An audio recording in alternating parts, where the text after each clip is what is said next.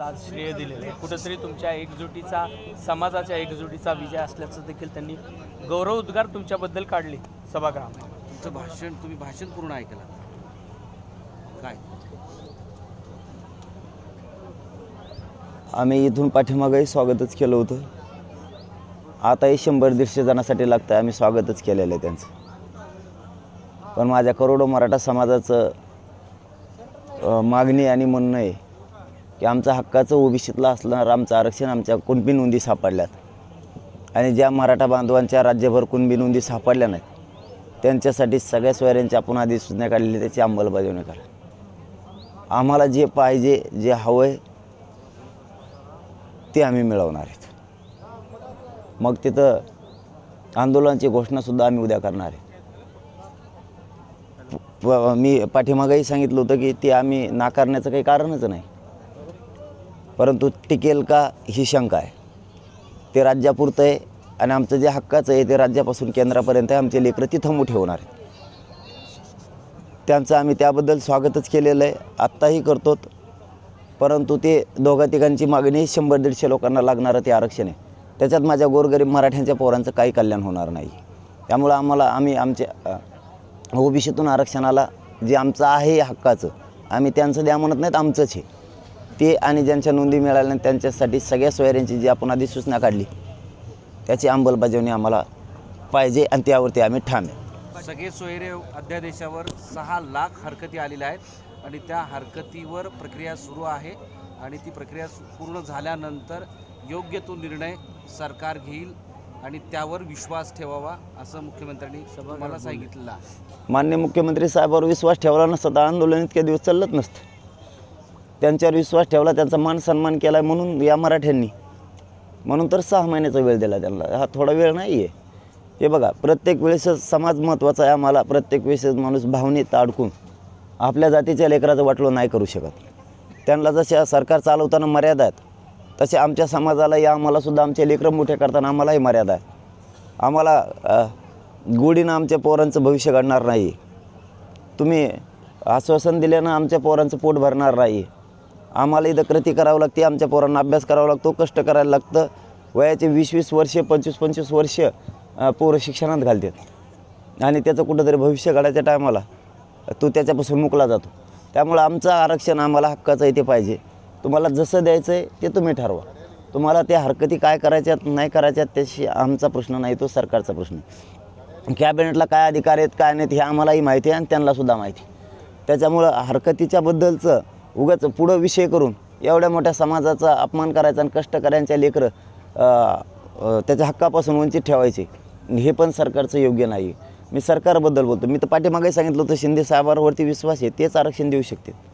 आमचं आजही तेच म्हणणं आहे। आणखीनही तुम्ही त्या हातून वेळ गेल्याने सगळ्या सोयऱ्यांची तुम्ही अंमलबजावणी करा। तुमच्यावर संयम ठेवावा असंही त्यांनी सांगितलं आहे। तुम्ही संयम ठेवावं थोडं, कारण वेळ दिला पाहिजे हरकती सगळं करून, आणि विश्वास ठेवा की आम्ही आत्तापर्यंत जे केलं आहे तो पूर्ण केलेला आहे आणि आताही पुढच्या काळात ते करणार। कधी संयम ठेवला नाही आणि कधी वेळ दिला नाही। वेळ दिला, संयम ठेवला आहे म्हणून तर माझ्या समाजाला मिळालं आहे। आम्ही संयमीच आहेत, परंतु आम्हाला सगळ्या सोयऱ्यांची अंमलबजावणी पाहिजे म्हणजे पाहिजे। ही काय हट्टीपणा नाही आहे, आमचा कायद्याचा अधिकार आहे, तो लोकशाहीत आम्हाला तो अधिकार आहे। आमचा अधिकार मागतोय आम्ही। तुम्ही अधिसूचना काढली त्याची अंमलबजावणी आम्ही मागतोय। शिंदे असं म्हणाले की जी अधिसूचना काढलेली आहे त्याची प्रक्रिया ती पूर्ण करायला वेळ लागतो, घाई गडबडीत कुठली गोष्ट करता येणार नाही, कारण ती केली तर मग पुढे अडचणी निर्माण होतील। त्यामुळे आम्ही संपूर्ण विचार करूनच त्याच्याबद्दलचा निर्णय। घाई गडबड नाहीच आहे ना। 15 दिवसाची जी कायदेशीर प्रक्रिया ती घेतली आणि हरकतीसाठी तुमच्याकडे यंत्रणा आहे, तुमची छाननी सुरू आहेत, आणखीन मनुष्यबळ वाढवा, आज एका रात्रीत होऊन जाईल, त्याची आवश्यकता नाही ना। माझं सरळ म्हणणं आहे की आम्ही संयमित आंदोलन शांततेत होणार आहेत। आंदोलनाची उद्या दिशा ठरणार आहे। महाराष्ट्रातल्या मराठा बांधवांना विनंती आहे, उद्या अंतरवालीत बैठक 12 वाजता दुपारी, ज्यांना शक्य आहे त्यांनी यावं बैठकीला। शक्यतो सगळ्यांनीच यावं, कारण ही निर्णायक बैठक होणार आहे आणि आपल्याला निर्णय घेतल्याशिवाय पर्याय नाही। आपल्या पोरांना जर न्याय द्यायचा असला तर आपल्याला लढावंच लागणार आहे, त्याशिवाय गत्यंतर नाही आहे। ते आम्ही आता उद्याच्याला आंदोलनाची आमची दिशा ठरवू। मुख्यमंत्र्यांनी ज्याप्रमाणे सांगितलेलं आहे की संयम ठेवावा, आंदोलनकर्त्यांनीही याचा विचार करावा. सकारात्मक आहे. तर या सगळ्या गोष्टींवर तुम्ही काही वेळ द्यायला तयार आहेत का? चर्चा करून काहीतरी चर्चेतून मार्ग काढण्यासाठी तुमची तयारी आहे का? नाही, आमची तयारी नाही आहे. तयारी होती ना. माननीय शिंदे साहेबांवरती इतका विश्वास आम्ही ठेवलेला, इथून पाठीमागं पण आणि इथून पुढेही ठेवण्याला काय हरकत नाही आहे. परंतु आम्ही त्यांच्याकडे सरकार म्हणून बघतोय. त्यांची आणि सरकारची आमची काय वैयक्तिक काही दुश्मनी नाही आहे. परंतु देणारे तुम्ही आहेत आणि आम्हाला आता वेळ नाही. आम्ही वेळ दिला हा खूप झाला. आमच्या लेकराच्या भविष्याचा प्रश्न, उद्या ॲडमिशन सुरू होणार आहेत, उद्या भरत्या सुरू होणार आहे. आमच्या लेकराच्या भविष्याचं बघायला लागेल. तुमच्या भविष्याचं तुम्ही बघितलं. आरक्षण देऊन तुम्हाला पुन्हा पुन्हा निवडून यायचं. ते टिकल का नाही? निवडणूक आहे तोपर्यंत टिकल. त्याच्यानंतर उडालं की बसा म्हणा आमच्या पोरांना फाशी घेत. त्यापेक्षा त्याच्यावर मुख्यमंत्री असं म्हणालेत की सुप्रीम कोर्टानं ज्या त्रुटी दाखवलेल्या होत्या यापूर्वी, त्या सगळ्या त्रुटीच्या बेसवर अभ्यास करून हे सगळं पुढचं काम केलेलं आहे. वेगवेगळे समित्या, आयोग नेमून ज्या काही त्रुटी आहेत त्या दूर करण्याचा प्रयत्न केलेला आहे आणि त्यामुळे हे कायमस्वरूपी कायद्याच्या चौकटीत टिकेल 22 असं राज्यात त्यांचं असं काम. आहे. आणि विशेष म्हणजे 50% वरची अट आपण सातत्यानं बोलतो. इंदिरा साहनीचा खटल्याचा संदर्भ येतो. पण 22 राज्यामध्ये असं आहे की ते 50% पुढं आहे. त्यामुळे हे टिकणारच असा दावा या सगळ्या मुद्द्यावर मुख्यमंत्र्यांनी केला आहे. आम्हाला त्याला फड्यात पडायचंच नाही. ते टिकल का नाही ते सरकारचं धोरण सरकार बघ. आता आम्हाला आमच्या पोरांचं वाटोळं करायचं नाही ना, आम्हाला बेसावत पण राहायचं. आम्हाला सगळ्या सोयऱ्यांची अंमलबजावणी पाहिजे. त्याच्यासाठी उद्या 12 वाजता बैठक आहे. आम्ही आमच्या पुढच्या आंदोलनाची दिशा ठरवणार आहेत. शांततेत होणार आहे. ते त्यांच्या शब्दापासून हटत नाहीत तर आम्हीसुद्धा आमच्या आंदोलनापासून हटत नाहीत. कारण त्यांनी अंमलबजावणी करणं गरजेचं होतं. आपण आजपासून सरकारच्या सलाईन फलाईन सगळ्या बंद केल्या. ही तुमची सलाईन लगेच काढून घ्या. आम्ही उद्या त्याला ठरवणार आहेत तुमच्या कारण आम्ही आमच्या लेकरांसाठी आम्हाला काय मोठं नाही. पाटील साहेब, आतापर्यंत आपण जर पाहिलं तर 6 महिन्यांचा वेळ झालाय. तुम्ही सातत्यानं सांगताय. आता पुन्हा सरकार म्हणतंय की हरकतींचा अभ्यास करावा लागेल. निवडणुका होईपर्यंत सरकार वेळ काढूपणा करतंय असं वाटतंय का तुम्हाला? निवडणुकांसाठी सातत्यानं वेळ वाढवून मागितला जातोय का? तोपर्यंत मराठा समाजा संदर्भात निर्णय दिला जात नाहीये का? सगळ्या सोयऱ्यांच्या बाबत मुख्यमंत्री साहेबाला कोणतरी काम करून देत नाही. म्हणजे मुख्यमंत्री साहेबांना करायचंय परंतु कोणीतरी करू देत नाही असं तुमचं 100%. त्यामुळं आम्हाला आमच्या सगळ्या सोयऱ्यांची व्याख्या आणि आमच्या व्याख्यासह आम्हाला ओबीसीतलं टिकणारं आरक्षण पाहिजे. त्याशिवाय आपण आंदोलनापासून हटत नाही आणि इथून पुढे हटणार नाही. माझा मायबाप मराठा समाजाला दिलेला शब्द पाळणार. वेळेप्रसंगी जीव गेला तरी चालत पण आपण हटू शकत नाही. बरं, कोण करू देत नाही आहे? मग तुम्हाला मागे बी तुम्ही एकदा असं म्हटलं होतं जो वेळ लागतोय किंवा त्यांची स्वतःची व्यक्तिगत इच्छा आहे.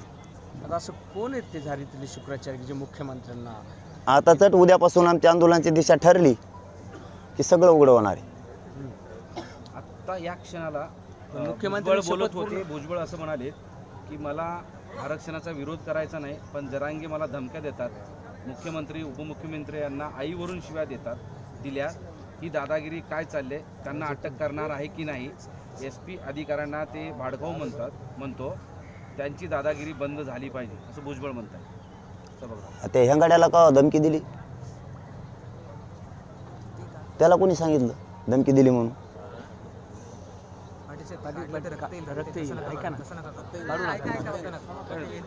अंमलबजावणी वस्तूवर ना उपचार ना सरकारचे काय.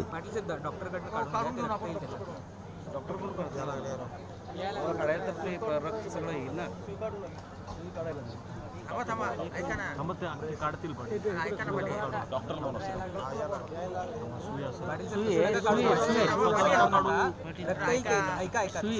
सुई आहे ती काढून तसं नका काढू. ते डॉक्टर काढतील. सलाईन बंदच आहे ना, ते सुई राहू दे ना. बंदच आहे, ऑलरेडी बंद आहे ना सलाईन. तसं नका काढू. आता अंमलबजावणी सगळ्या सोयऱ्यांची, बाकीचं बोलायचंच नाही काही. तुम्ही तर आता पाटील साहेब तुम्ही हे हातानं पाटील साहेब तुम्ही हातानं सलाईन काढण्याचा प्रयत्न करताय. हा सरकारबद्दलचा राग म्हणायचा का अजून आरक्षण मिळालेलं नाही याचं दुःख म्हणायचं? नेमका राग आहे? दिलेल्या आरक्षणाचं आम्ही स्वागत केलं, परंतु मराठ्यांची ती मागणी नाही आहे. मराठ्यांची मागणी ओबीसीतून आमचं हक्काचं आरक्षण त्यासाठी पाहिजे. आणि अंमलबजावणीसाठी या समाजासाठी जीव द्यायची वेळ आली तरी हरकत नाही. मी हटू शकत नाही, पण गोरगरिबांच्या लेकराचं कल्याण करायचं आहे आम्हाला. आणि माझा मराठा समाजही आम्ही उद्या त्याला निर्णय घेऊन पुढील आंदोलनाची दिशा फायनल ठरवणार आहे. पण आत्ताची भावना काय, उद्वेग आहे सरकारबद्दल का मनात दुःख वाटतंय की इतका लढा देऊन सुद्धा तुमची जी मागणी आहे ती पूर्ण झालेली नाही? दुःख की राग, नेमकी भावना काय मनातली आत्ताची? त्यांना आता ते उद्या आमचा निर्णय ठरल्यावर कळत. नाही, तुम्ही इतक्या अर्जंटपणे लगेचच्या लगे काढून टाकताय, याचा अर्थ काय की आता तुम्हाला हे अन्न पाण्याविना औषध विना उपोषण चालूच ठेवायचं का? हो, उद्याच्याला समाजाची बैठक ठेवून आंदोलनाची दिशा ठरणार राज्यभरात. पाटील साहेब, शिंदे साहेबांनी असंही म्हटलेलं आहे की जरांगे साहेबांना विनंती करतो की आरक्षण देण्याची शपथ घेतल्यावर आम्ही 3 महिन्यात आरक्षण दिलं आहे. ते आरक्षण टिकण्यासाठी डिटेल सर्वे केला आहे. 2.5 कोटी लोकांपर्यंत जाऊन हे आम्ही काम केलेलं आहे. त्यामुळे जरांगेंनी विश्वास ठेवावा, आम्ही कुठलाही दुजाभाव करणार नाही. सरकार कायद्याच्या चौकटीत बसणारच आरक्षण देणार आहे. त्यांच्यावरच विश्वास ठेवलेला आहे आम्ही, दुसऱ्यावर नाही. आणि त्यांनी बोलल्याप्रमाणे दिलं आहे त्याचं मग स्वागत केलं ना आम्ही. पण त्याचबरोबर आम्हाला सगळ्या सोयरींसुद्धा अंमलबजावणी होईल ही 100% आशा होती. तुम्ही कोणाच्या तरी दर्पणाखाली येऊन जर माझ्या गोरगरीब मराठ्यांच्या करोडो पोरांचं वाटोळं करणार असाल तर हे मात्र योग्य नाही. असं कुठलं दडपण असेल पाटील एवढ्या मोठ्या? उद्या आंदोलनाची दिशा ठरल्यावर सगळं उघड होईल. पण ज्या वेळेस मुख्यमंत्री अधिवेशनामध्ये सांगितले की मराठा समाजाला इतक्या वर्षानंतर आज न्याय मिळतोय, तो आज आनंदाचा दिवस आहे. आणि हा न्याय मिळण्यासाठी गेल्या 6 महिन्यापासून 5 महिन्यांपासून अहोरात्र प्रयत्न सगळेजण करत होते.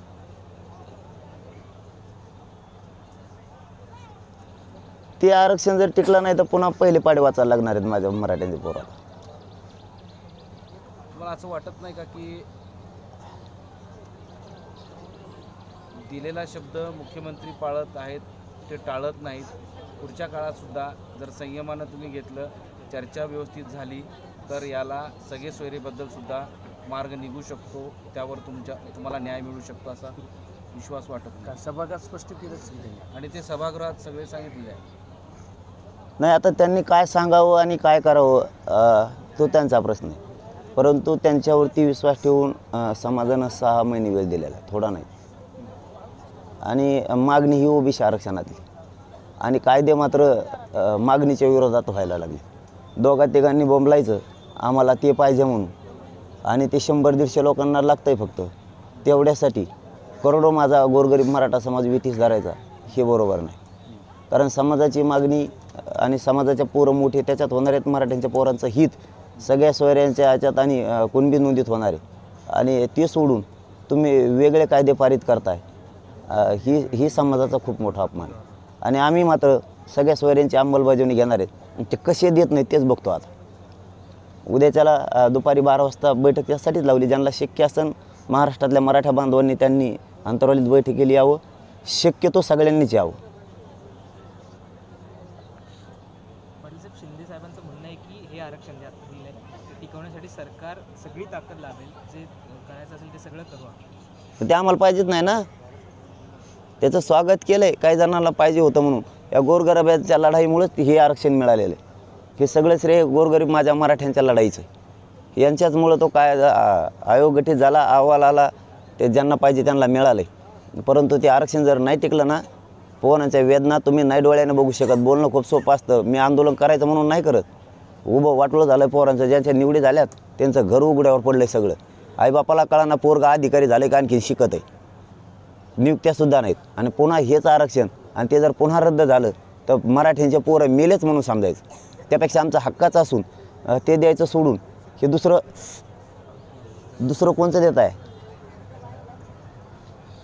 बरं पाटील साहेब, मंत्र्यांनी दिलेलं श्रेय असेल, 10% आरक्षणाचा निर्णय असेल, हे सगळं करून फसवणूक केली असं थेटपणे म्हणणं आहे का तुमचं? मराठा समाजाची सरकारने फसवणूक केली असं थेट म्हणणं आहे का? आमचं एवढंच म्हणणं आहे, त्यांनी आज त्याबाबतचा निर्णय घ्यायला पाहिजे होता.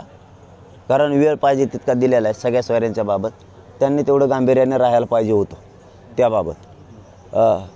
ज्याच्यासाठी गांभीर्य घेण्याची आवश्यकता नव्हती, ज्या मागणीसाठी उठावच नव्हता, ज्या मागणीपासून सरकारला काही धोकाच नव्हता, ती मागणी तुम्ही मंजूर केली. आणि ज्यासाठी मराठा समाज आक्रोश करतोय, सगळ्या सोयऱ्यांची अंमलबजावणी करा म्हणतोय, तर तुम्ही या माता माऊल्यांना गोरगरीब फाटक्या कपड्यातल्या माझ्या मायबाप मराठ्याची चेष्टा करायला लागले. कोण असं हे सहन करू शकतो? मला जर खरोखरच मुलगा म्हणून काम करायचं तर मी मायबाप म्हणूनच त्यांना मायबाप म्हणूनच बघणार आहे आणि तितक्या ताकदीनं काम करणार आहे. ही काय आडमोठी भूमिका नाही. आडमोठी भूमिका असते तर 6 महिन्याचा वेळच दिला नसता. हक्काचं असून काय मिळत नाही? ज्यांना हक्कच नाही त्यांना मिळालं आणि हक्काचं असून मिळत नाही. असं का केलं असावं की तुमची मागणी एक, त्यावर अधिवेशन घेणं किंवा त्यावर कायदा पारित करण्यापेक्षा हे नवीन काय ह्याच्या मागचं काय नेमकं कारण असं वाटतं तुम्हाला वाटतं? त्यांना त्यांची गरज आहे ना. त्यांना त्यांची गरज आहे, मराठ्यांची गरज नाही. आता मराठी